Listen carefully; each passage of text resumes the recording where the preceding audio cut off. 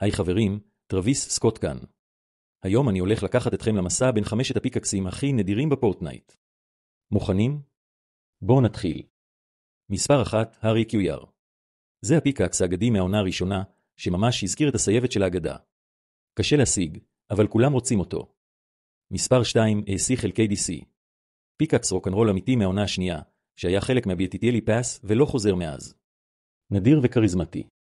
מספר 3, האמנטיבי פיקאקס. לא כולם קיבלו אותו, כי הוא היה זמין רק דרך קודים מיוחדים. לא פלא שזה אחד הפיקאקסים המבוקשים ביותר. מספר 4, פרמפרוסט. פיקאקס קרחוני מהעונה החמישית, שדורש הרבה מאמץ כדי להשיג, השלים את כל האתגרים של רגנרוק. ולסיום, מספר 5, ריידרס ריבנג'. הפיקאקס הכי נדיר מכולם. רק שחקנים שהגיעו לרמה 35 בעונה הראשונה יכלו לקבל אותו, וזה הופך אותו לפריט ייחודי שאין שני לו. יאללה חברים, איזה פיקאקס יש לכם?